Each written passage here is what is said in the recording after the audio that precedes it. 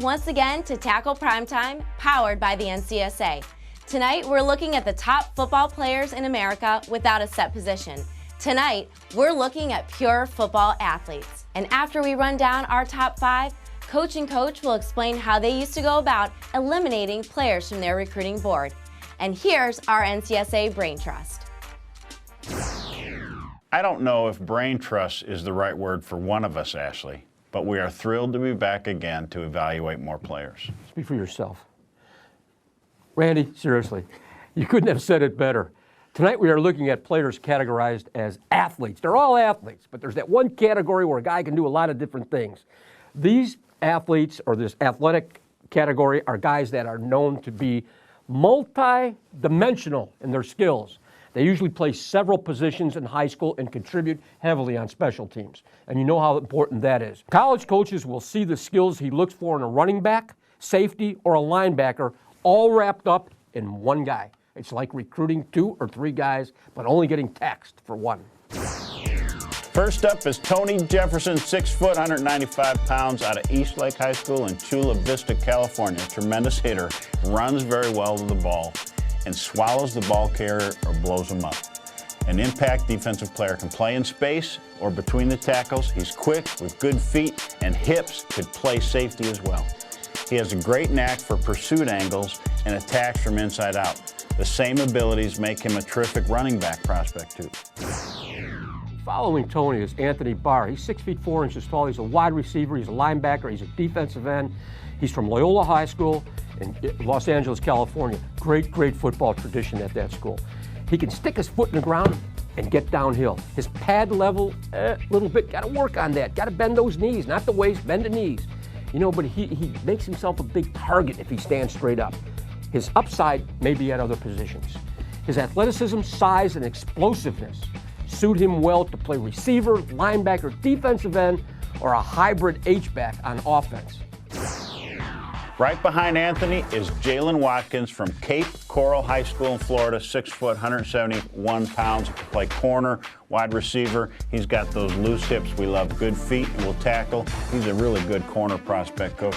He's athletic and instinctive, runs well, but will really be a quality return guy too.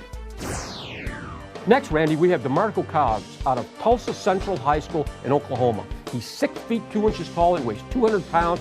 He can play safety, corner, and even some wide out from the other side of the football. He has great flexibility, as you mentioned, through the hips. He has quick feet, good vision, and he's an elusive target.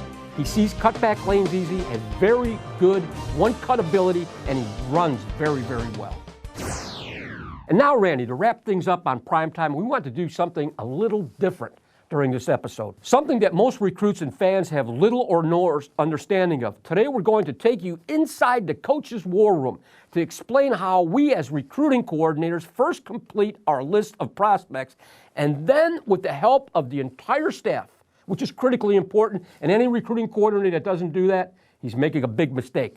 Get the entire staff in there, decide who is going to be signed on signing day. Yeah, Coach, thanks. The first step is to divide the country into areas with each assistant handling a territory. That coach is responsible for knowing every prospect in the area and to develop relationships and networks to keep a list of the top players. He's really got to work the coaches in the area, even the media, everybody that's in that area that has an influence over that kid, that coach has to know. I love this stuff, Randy. Just love it. The recruiting coordinator serves as the air traffic controller to ensure they gather all the top player lists and ensure each coach is hitting the right players. Once they have combed the earth for players, coaches are assigned to gather film and transcripts of all of these athletes. The staff also does their homework interviewing those coaches, teachers, counselors, principals, media, whoever they can, regarding the prospects, their character. If they pass the athletic and academic and character test, they've made it on the list and get added to the recruiting board. You know, once we've made the list in the war room, it's time to start breaking down each of the prospects. I mean, get to know everything about them, the pluses, the minuses, grading them, how they'll fit our needs.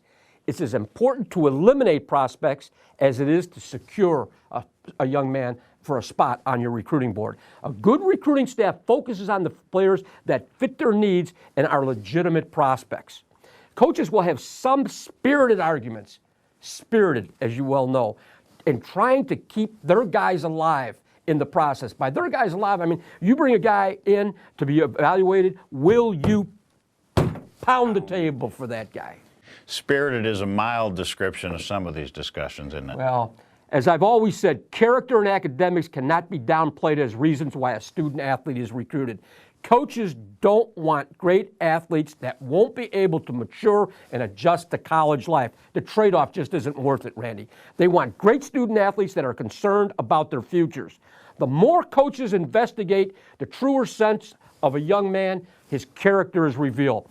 Players need to be sure to present themselves well and always have a copy of your transcript ready for that college coach. Let me emphasize this. Don't hold transcripts back from coaches. It just sends out a bad message immediately. Absolutely. It makes coaches suspicious. They'll find out where you stand anyway. The coach may even be able to help you, give you advice on what you need to do to get eligible. And the second part of the equation is athletics. Just like you should always have a transcript, players should always have a quality highlight tape and a full game film to accompany that, ready for coaches to evaluate. Yes. Having measurables like a 40 time, a shuttle, a vertical jump from a trusted third party also helps a coach to evaluate the player's athleticism and his ability to play at the next level.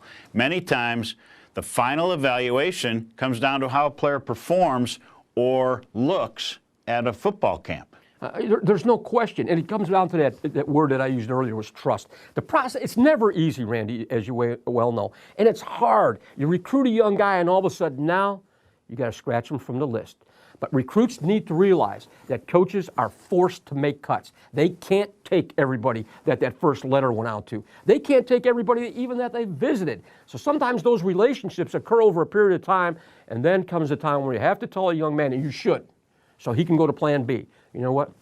We are in a process right now where we cannot offer you a scholarship. We talked about those relationships, and that makes it easier for the athlete and the coach to be able to talk about these things so that a kid can understand what he's got to do. Powerful stuff, guys.